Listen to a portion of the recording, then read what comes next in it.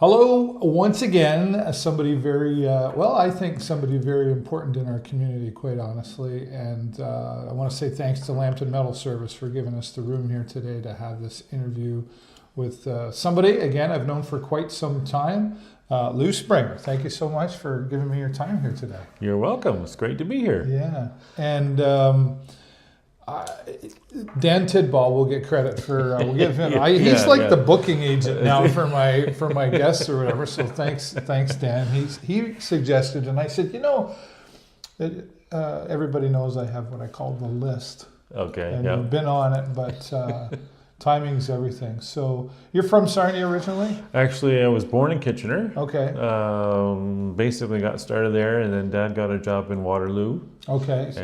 He went up to Parry Sound for a year. Right. Teaching. He actually graduated as an engineer. Oh. And there was so much demand for teachers. Yeah. That he went up and taught in Waterloo or Parry Sound, and then came. So to how Sarnia. old were you then? Months to a year sort of thing. Oh, so, yeah, right, okay. Yeah.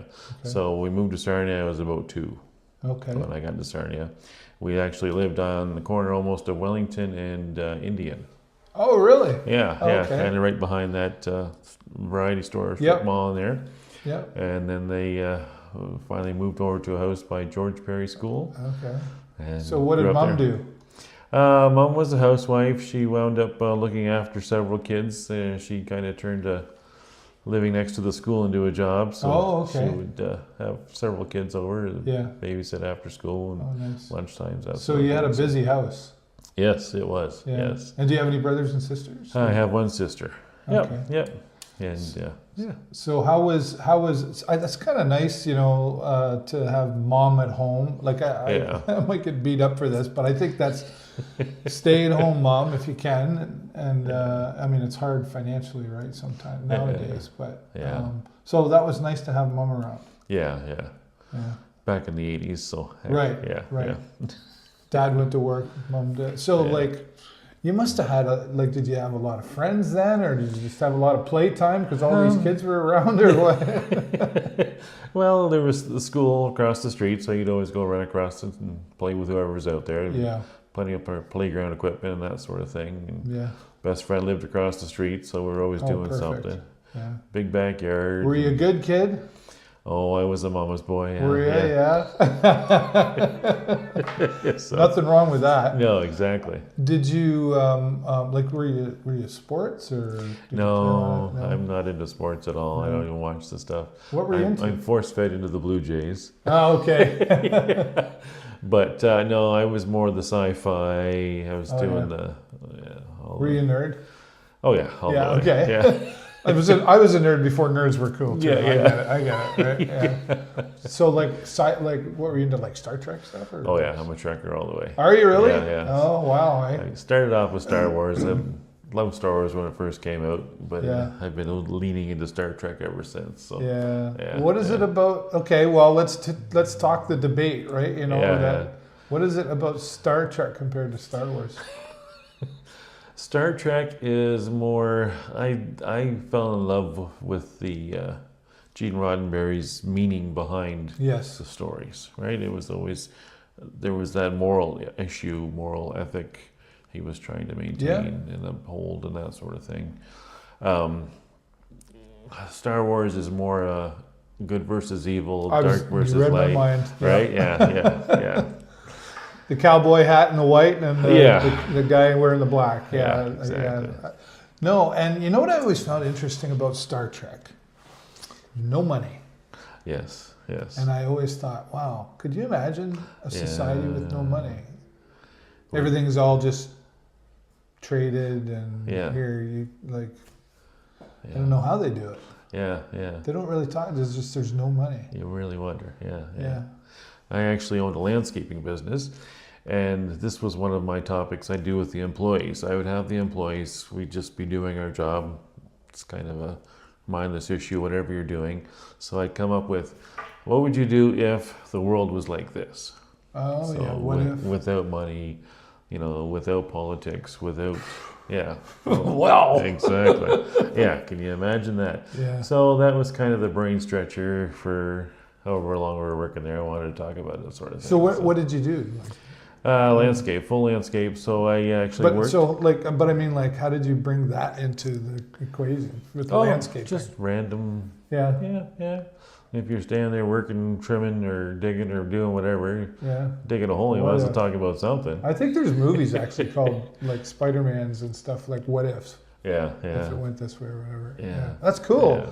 So, how long did you do that? Landscaping? Yeah. 32 years. Wow. Yeah. So. Wow. You must have been good at it. Oh, well. It's okay to say that you were. Yeah. No, I love landscaping. I didn't like the paperwork, as every business knows, every business owner knows. You have your passion for whatever your business is. It's all the extras that come into play that you have to handle too, right? So the landscaping was great. Love that. Employees were not my kind of forte. Okay. So I only tried to keep 1 or 2 employees. I didn't want to get into the mega, I've got 15 trucks and machinery and everything else. Just enough to make a living. Exactly. Yeah. Comfortable and happy. So. How did you get, how did that come about for you to get into landscaping? I actually applied at Lambton College as a student in high school to become a gauge reader, as we know. Yeah. They make good money and very comfortable. Yeah. But that class was full. So my second passion was landscaping. Yeah. So I applied at Lambton College and I got the landscaping job or the landscaping class. Went through that. Graduated out of that. I went to DeGroots for 10 years. Oh, nice. Yes. And then went from that on my own. What was 10 years at DeGroots? That's, John DeGroot, I'm coming for you, just so you know. Sorry, you're on the list. Yeah, John. Right, you're on the list now, that's right. But that, seriously, what a great place to learn. Oh, yeah, exactly. Yeah, there's so much that goes on, so much. You go to school, you learn the techniques. Okay, great, you have all the techniques down. But then you go to the business end of it, and it's like, okay, well, we're not doing it that way at all. You want to get the job done. You got to get the job done. How we can do this the quickest and easiest way. Yeah. Fellow employees are telling you, okay, well, don't go empty-handed. If you're going back to the truck, take something with you. If you're coming, little things like that. Well. That I took to heart for sure, and now especially because I can't walk that fast, I make sure that whatever I can do, coming, I make sure I get them done both ways. So to save time and energy especially. That makes sense. Yeah. So you still have that? The landscaping business, no, I can't get up off the ground very well anymore. So I had to go with the spastic paraplegia. That kind of kicks in your 40s. It's about a 40, 45 age, you start to really feel it. Yeah. And that's kind of where I've gone. For those who maybe don't know, Lou, like if you can share what that is and when that started and kind of where you're at now. Okay, so spastic paraplegia is a genetic malfunction sort of thing. It's an extra protein on my DNA. And what that does is for the messages from my brain get down to my waist, and from there it kind of gets scrambled. So instead of the muscle saying flex and kick, it says tense up and don't do a damn thing. Right. It's back and forth like that. So, basically, if you strapped a couple of boards to your legs, and tried walking around with a couple of weights on your feet too, and that's kind of how I feel. Okay. So that's the first thing. The second thing is I have spinal issues too. So instead of a nice S-curved spine, my tailbone's almost horizontal. The next vertebrae, the biggest one in the back, it's shaped like a wedge of cheese. Well, that wedge of cheese has shifted or slipped out over 20 millimeters, and it's bone on bone with the next 3. So, about discompression and all that. So that's sciatic pain. I'm going to my favorite chiropractor after this to try and maintain that.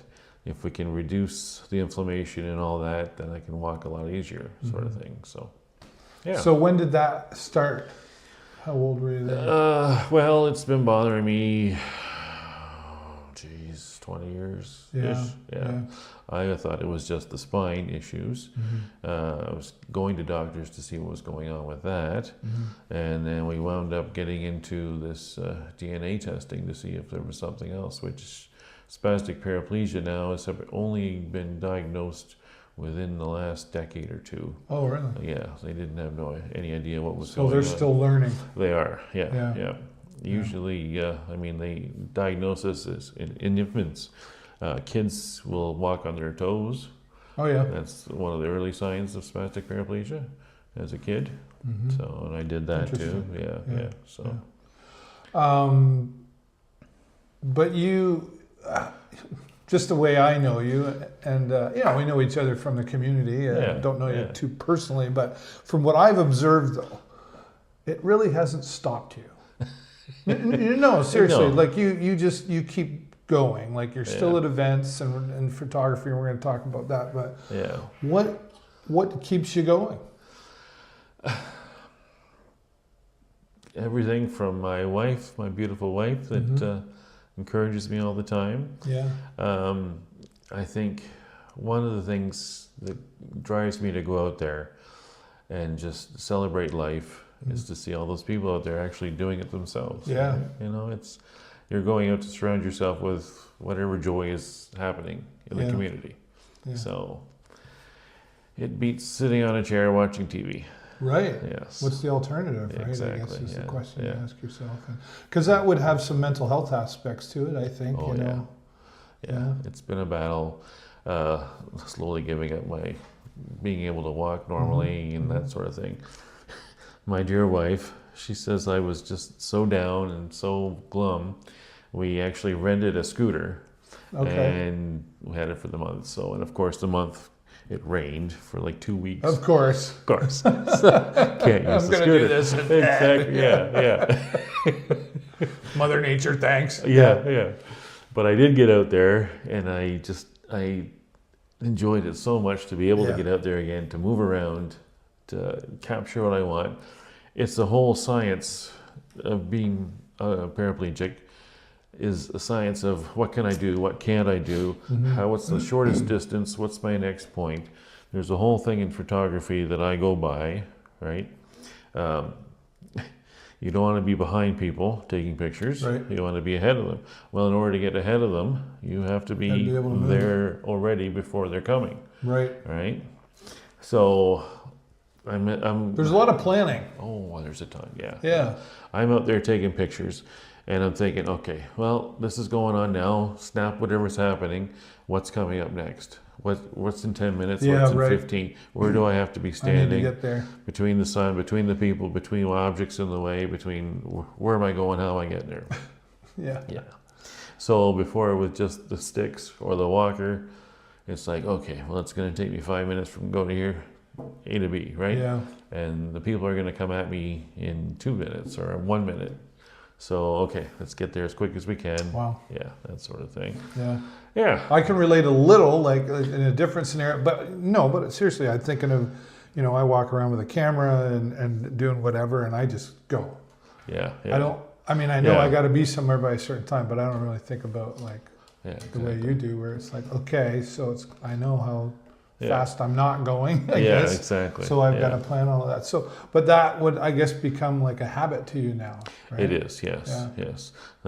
I'm going all the way back into the years of landscaping at DeGroots. Yeah, right. It's a matter of, okay, well, what's the shortest distance between A to B to get this done quicker, to get everything collected faster, to how are you going to do this? And get to the next job. Yeah, exactly. Yeah. So and talk about your wife, Shauna. And I mean, you just said my beautiful wife and everything. How long have you been married? Oh God, I'm going to get in trouble now. Coming up on 9 years. There you go. Right. I always ask the guys that, and they're like, "Oh crap!" Yeah. And then they're like, if she's sitting beside you when she watches this, she'll be like, "Oh, but I'm going to get it." 9 years, right? How did you guys meet? Oh, don't ask me that one either. Photography. Yeah. Oh, Yes, really? yes. Yes, because that's right. Because she does it too. Right? No, oh God, no. No? She hates photography. She hates her picture taken. Okay. I've seen she's taken a few pictures. Well, okay, sure. Okay. Oh, wow. Okay. Moving along. She takes pictures if I insist that she takes some for me. Okay. There you go. There you go. Yes. So what's the story there? We got started way back when I was volunteering, giving pictures to Tourism Surrey Lambton. Right. And I'd be going in there and handing them off shots. Well, they were thankful for all the pictures I was taking. So they were how can we pay this guy back? We can't just hand him money sort of thing. Right, yeah. So Shauna was had contracted in. She was there for a certain time, and she was in charge of Doors Open when it first started. Yeah. And Doors Open was happening, and she wanted to get pictures. This was the first one around here, Lambton County. So she wanted shots of everything going on. So that's kind of a handshake, and yeah. So I like to tease her. She was dressed up as Bootjack Mary. Bootjack Mary. Bootjack Mary was the Petrolia's, Oil City's known prostitute. Oh, well. Yeah, yes, exactly. Hello. So I met her as a prostitute, yes. All right, there's so many directions I can take that right now, but I'll behave. It was fun, Sorry, Shauna. She's right, like, oh my God, I can't believe you told that story. Right, yeah. So was it love at first sight? Did you chase her? Did she chase you? I don't know if there was so much chasing going on. It was more of a friendship that just kind of kept growing, sort of thing. Yeah, that's awesome. Yeah, that's awesome. And 9 years. And what does she do? She works for Surrey and Lambton Economic Partnership. Right. And right now, as we're doing this, she is in actually Washington, D.C. Oh, wow. Yes. What's she doing there? Trying not to get too close to the president. Right. Well, she is at a... there are safer places. There is, yes. She's a few blocks away, but she's at a conference now. She goes and talks to people face to face on trying to draw more business into Sarnia Lambton. That'd be tough, right? So exactly. Yeah. So that's interesting. Good for her. Yeah. That'll be an experience and a half. It is. It really is. Yeah. So I mean, her goals. They always, it's a great big check mark if they can say we brought this business in or we brought that business in. But their job too is more so helping out businesses that are here to grow. Yeah. Right. And they bring the numbers together. They bring the info together for companies that are looking for information about starting or growing in Sarnia. So they help out quite a bit. To keep Sarnia growing. Exactly. And Lambton County, quite honestly, and around. And that's and she's been there for a little while? She has now, I'm not sure what year she's on now. Yeah. So she's doing good because they're keeping her around. That's right. Yes. Well, around now. Yeah. Right. Yeah. What? So photography obviously is your forte, if you will. Yes. Where was your first taste of that? I've been doing pictures since high school.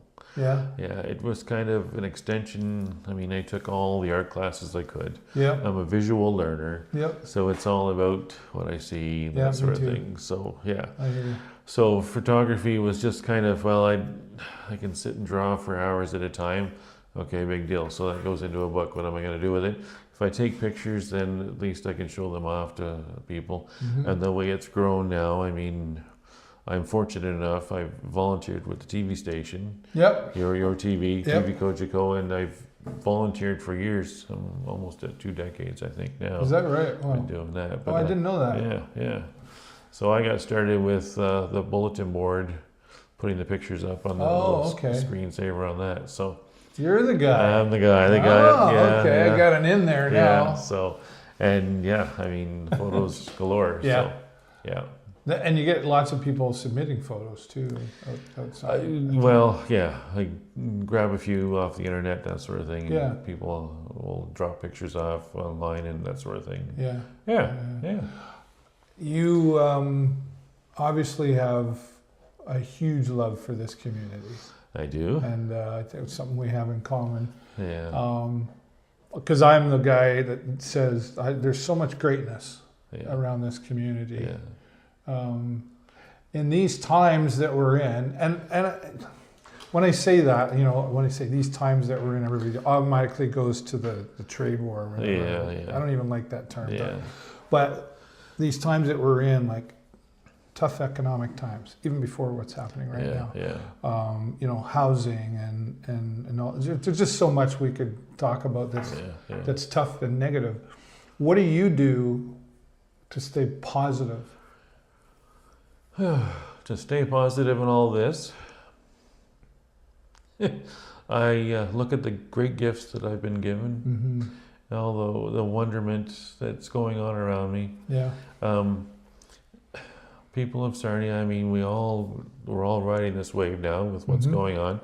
I notice with photography, because I've done the same event year after year after year, you notice the subtle changes in the mood of the crowd, in the energy of the crowd. Oh, yeah. COVID happened, right? It did? Dead to the world, yeah, exactly. Longest 2 weeks ever. Yeah, exactly. Great vacation, yeah.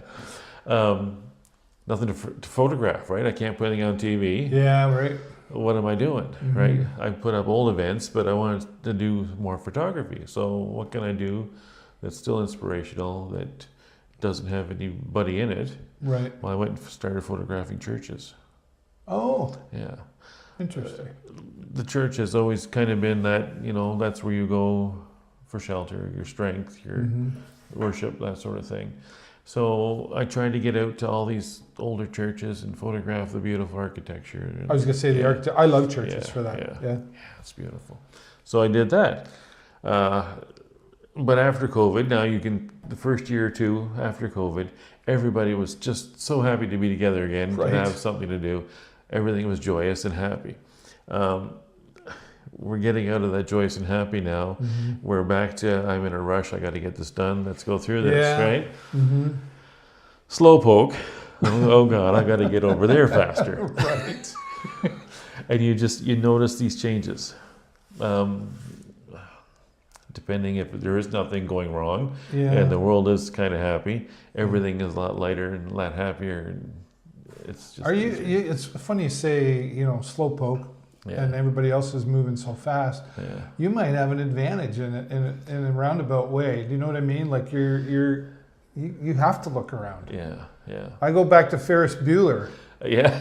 If you don't stop and look around once in a while, you could miss it. And that was back in '86. That movie came out. Yeah. I only know this because I watched it the other day. Yeah. But it's true, isn't it? Like we move so fast, technology and. We try to get around, I got to get this done and all that stuff. And your world, because of what you're dealing with, like, would you agree that you're noticing more? I would love to say that. Apparently the drugs I'm on, I'm noticing a lot less. Oh, okay, I see. But as an exercise for photography, one of the great things that I try to do, I try to stand still where I am. And what is going on around me? Just look around you. What can you see, right? When it comes to people and events, I'm listening.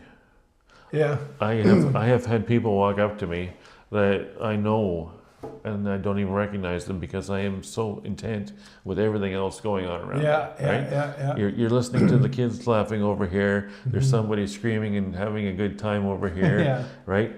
Where am I going? Which one? Yeah. Shoot, that sort of thing. It's kind of like going down to the 4th of July down to the riverfront. Right. Where you look, fireworks going off everywhere. You're kind of sneaky too. I got to tell you. You snuck on me a few times. It's like, oh, there's Dave. Click. Oh, there's Lou.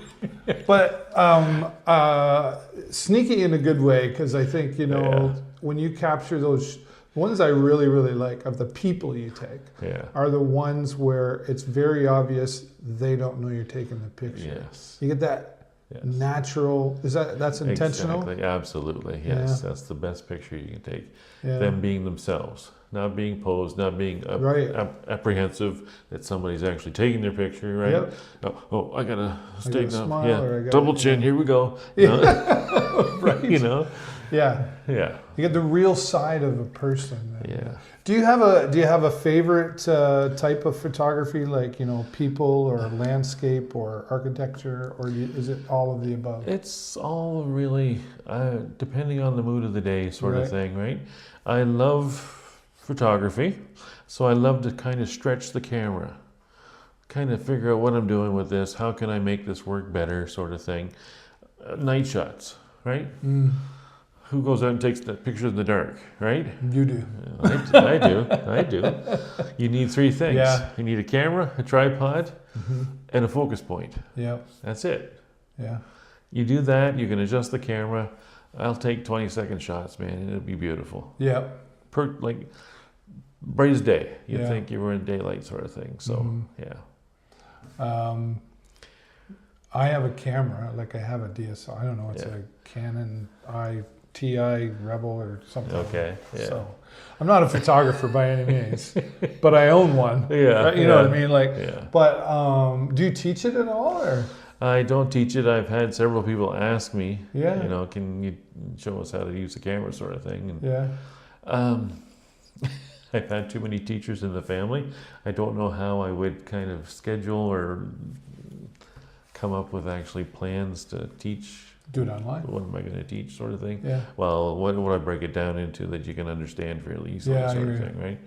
Yeah. I mean, camera's fairly simple, Hmm. but it's all the extras they built in. Yeah. You know, how can I do this and that? And, Well, it's the lighting alone yeah. is like a course. Oh in yeah, itself.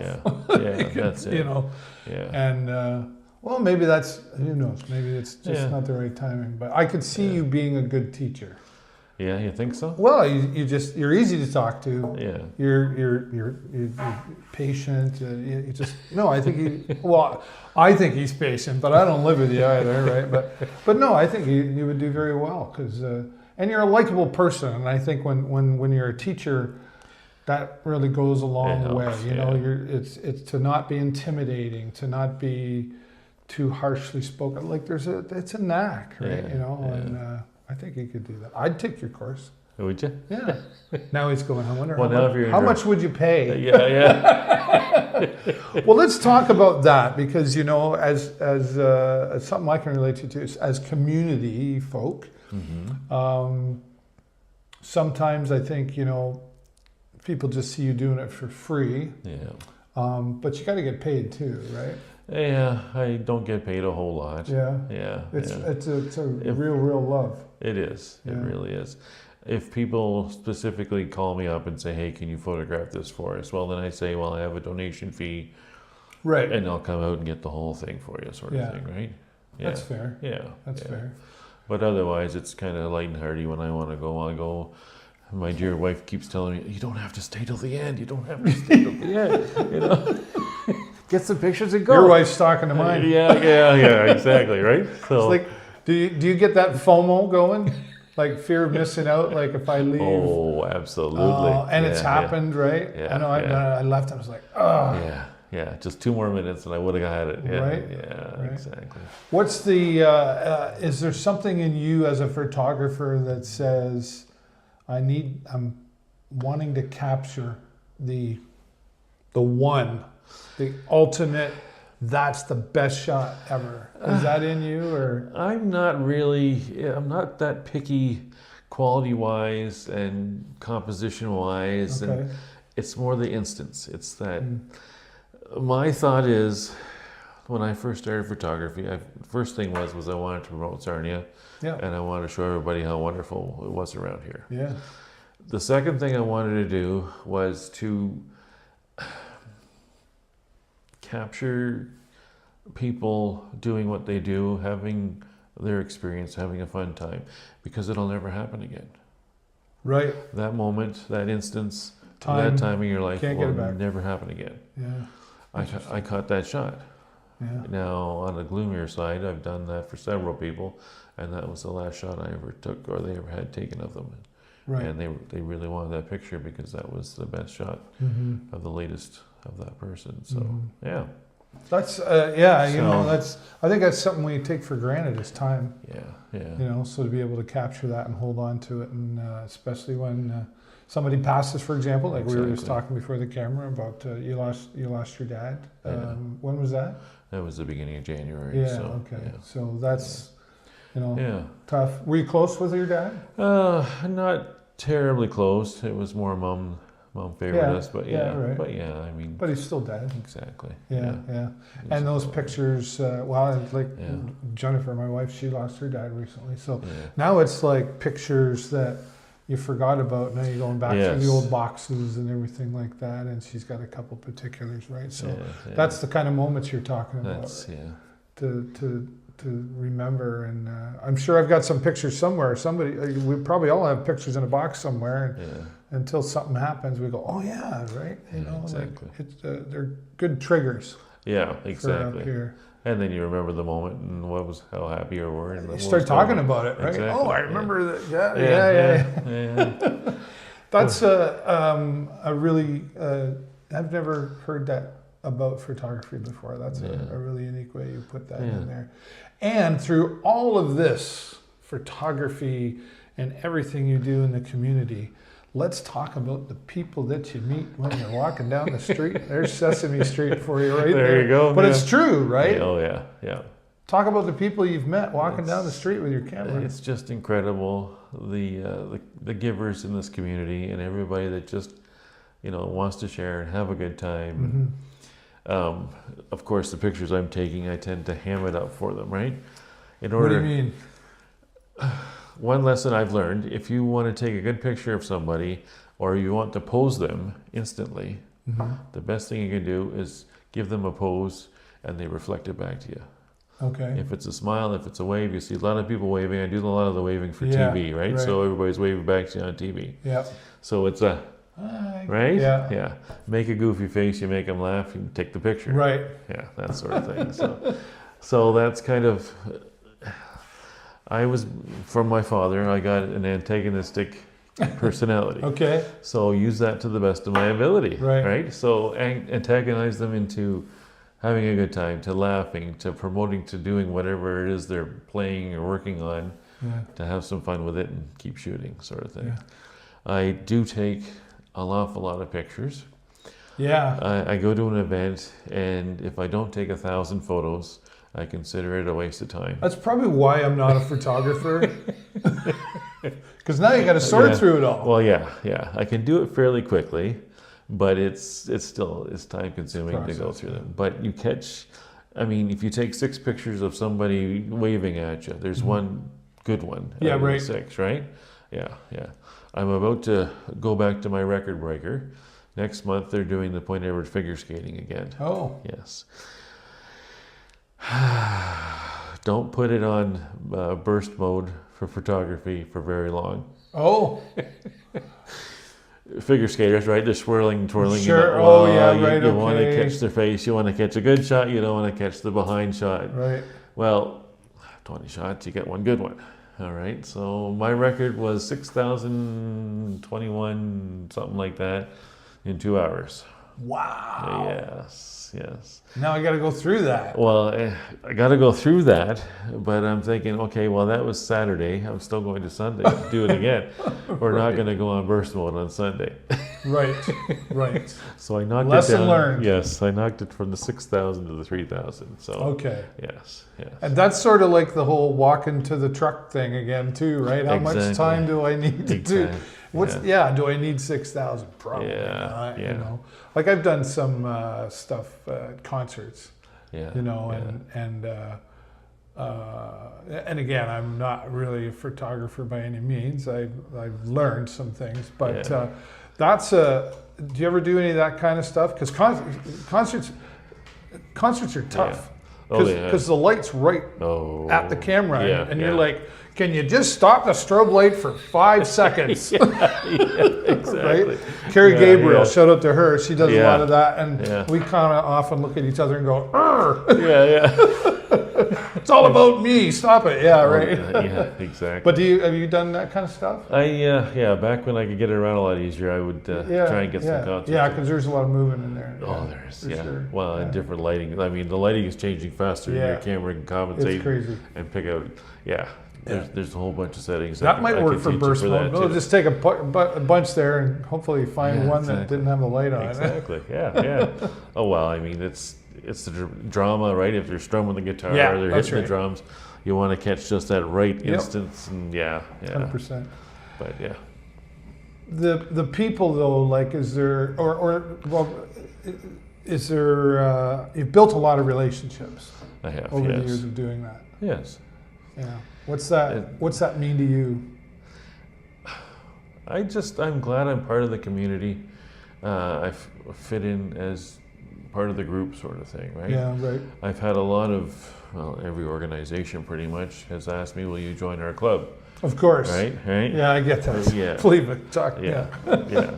So I would love to join a club, this club, that club. And I mean, the clubs are declining. Everybody try and get out to a club if you can, right? Yeah. It's hard. The numbers keep dwindling. It's the age group. I think younger kids have no concept of that. Socializing is this. Socializing isn't going into a building and talking to people and having a good time. I'm a member of the Moose Lodge. Yeah, are you? Yes. There's a great example. Yeah. Right? We need some more. Yeah. By the way, would you like to join the Moose? Oh, I got to ask everybody else. But no, you're right. That's a good point, right? Well, the demographics changing to that too. And, younger generation socializes in chat groups and exactly. Do you think we could change that? I think committees or groups like that, churches are all doing the same thing, right? Yeah. It's all kind of individual going away. So the group thing, that was a post-war, I think. Yes. Everybody gets together. Navy clubs, Air Force clubs, legions. Yeah. Yep. Yeah. They're all struggling. They're all getting together. Yeah, but they were back after the war. Everybody got together, had a good time, talked about whatever sort of thing, community-wise. Mm-hmm. And I mean, let's talk about Tupperware parties. I mean, we're both old enough to know what a Tupperware party is, right? I hate Tupperware. Just for the record. But there was always, the one candle parties, one on the street, and you'd all get together. Yeah. That doesn't happen anymore, right? Mm-hmm. Nobody's getting together. Is that technology's fault or is that our fault? I would probably blame it on us. Yeah? Yeah. That's what I think. Yeah. Technology is a huge habit-inducing we embraced separator. It. Oh, 100%. Texting, my goodness. Yeah. Well, yeah. I don't have to talk. Well, because a lot of, let's talk about texting there and the technology. I talk to some people and I like, Jennifer and I have a rule. It's more than 3 texts. Yeah. But some people, I asked them, I said, do you prefer a call or a text? And they go, text me. I don't want to talk on the phone. I'm like, what? Yeah. If that's a thing? Yeah. It saved some people, I think. They must have been around for a long time going, I wish I didn't have to talk on the phone or talk to anybody, and now I'm behind. But we get a little too brave sometimes. I call them keyboard cowboys. Yeah, there's way too many of those out there. Yeah. They're warriors, not cowboys. They're just they're warriors. Yeah. Right. Yeah. You're talking about Facebook? Oh, Facebook, yeah. There's plenty of warriors on that. But you're on Facebook. I'm on Facebook. You're inviting everybody in, right? Mm-hmm. And it's just a few. It doesn't take many, but it's just a few. I mean, last year, 2 years ago, I took the pictures of the Christmas tree for City Hall. Oh, yeah. Oh, the uproar. Somebody cut down a tree, and we're going to kill the planet because we cut a tree down and put it at City Hall. Well, the tree was coming down to begin with. Right. It's donated to the city, so the city doesn't have to pay money to find a tree. Right. As a landscaper, I know that, things grow, things die. Things grow, things die. Right. You keep the cycle going, right? Yeah. The tree came down, so they're going to plant 2 more. Who knows? Yeah. Yeah, it's. But I had a discussion with somebody the other day, Lou, about that, and they're like, "Oh, Facebook's a horrible thing," and I said, "Well, I'm going to pause you right there. Yeah. It's not Facebook that's the problem. Yeah, it's the people and the gossip or the drama, if you will, call it that. It's always existed. Yes. It's just that it existed at the coffee shop. Yeah. Or the bar, or where people gather and socialize. There's always like, well, did you hear? And then it starts to, because everybody's got an opinion. Yeah. And that's fine. Yeah. That's fine. You can have your opinion. I think how you present your opinion is a little. Exactly. Do you think that are we too opinionated?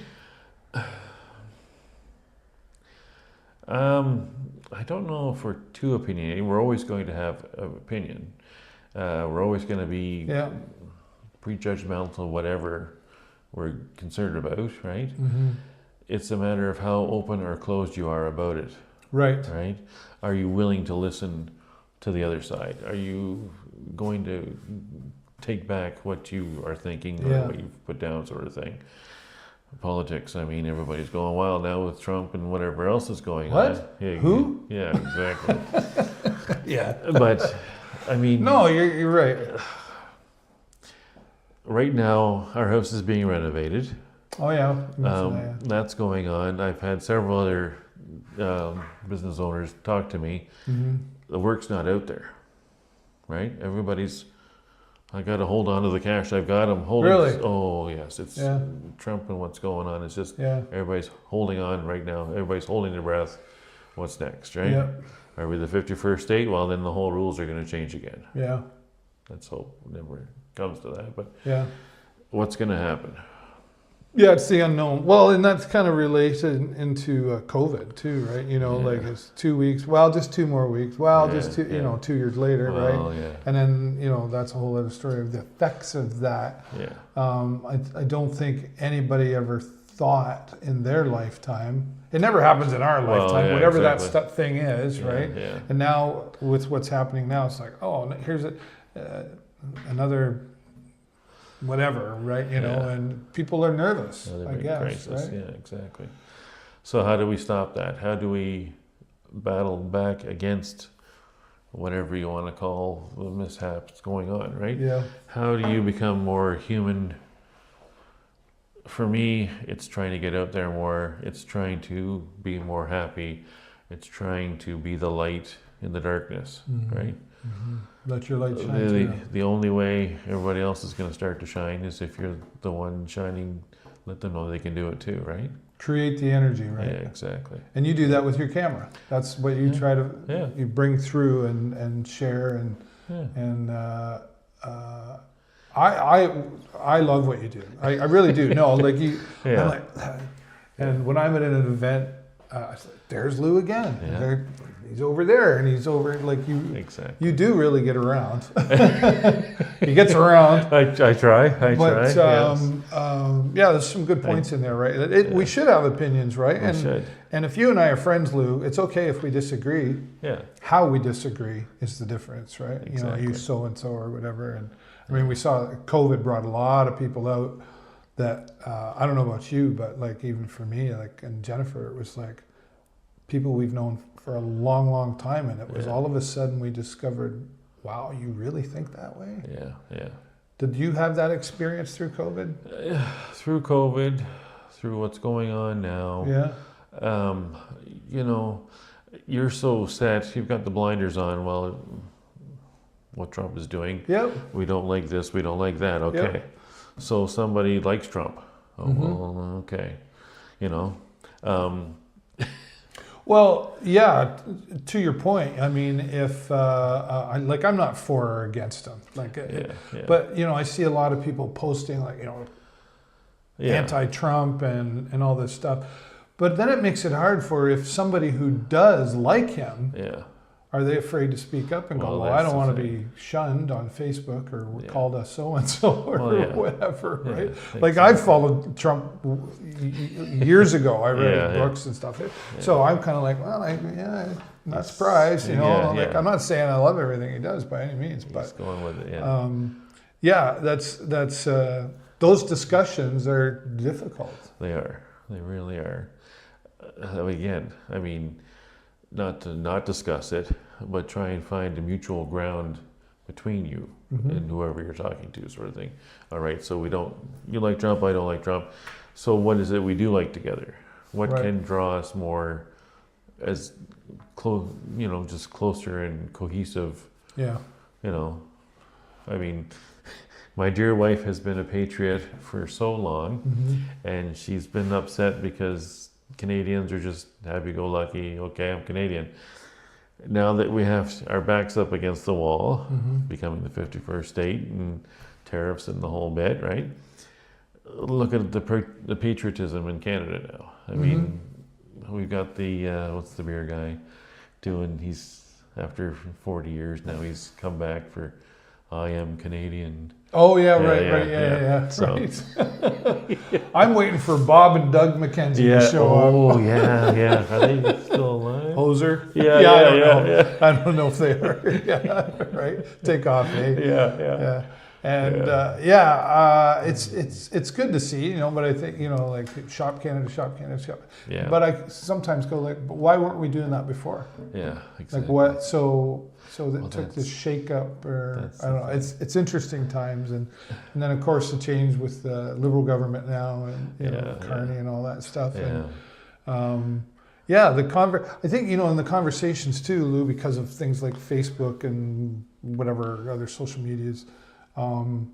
It's just seen more. It's more. You can't really avoid the conversation anywhere. Well, that's the thing. Go to the coffee shop, go to wherever, and you're going to have that, right? So, it's good to see though. Canadians, maybe we're waving the flag a little bit more than we used to. Yeah, we weren't really flag wavers, as we call it. Yeah. Well, and too, I mean, it's always, as bad as it is, it's always good to get a shake-up, right? I think so. Everybody's comfortable in their space. And if you disturb that space, well, nerves are getting agitated. But then you look out, okay, well, the grass is green here, clouds are over here. How am I going to put the two together to make them grow? That sort of thing, right? So a shake-up is good. Yes, agreed. Like you say, if provinces are communicating better, if we're trading better with provinces, if, more, you better get off the couch and do something. Exactly, yeah. And I mean, the other way too, with the free trade, the way it is, we're benefiting because, we have the materials. The states can put it together better than we can. They ship it back to us to put it in whatever they've made to assemble a car, right? I mean, they're talking to go 6-7 times back across the border to finally have a vehicle. Right. So just because it's being sold in Canada. Yeah, there's a lot of moving parts to what's going on. There is. Yeah. I don't know. Yeah. We'll see what happens, because I know there's nothing I can do. Well, that's it. We can talk about it all day long, and that's fine. But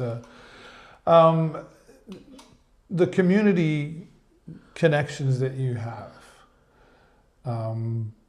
it's come around full circle for you. It has. You recently, with some more health struggles and mobility issues. Yes. And the community came together and supported you. Talk about that. They did. Well, I just take pictures. I love taking pictures of everything and everybody. And because of my spirit and happiness, I was noticed by a lovely lady. She was inspired by just how I was out there struggling to walk, get around, and take photos, and how happy I was in the whole bit. And she wanted to do something for me. So she started this fundraiser, and it went kind of crazy. So what was the result? The fundraiser was to get me a scooter so I could get around and take more pictures and enjoy the community more. So unfortunately, I rented the scooter. We took the scooter back. It was slightly damaged, so they knocked off a fair bit of money. So we just bought it right then and there. Right.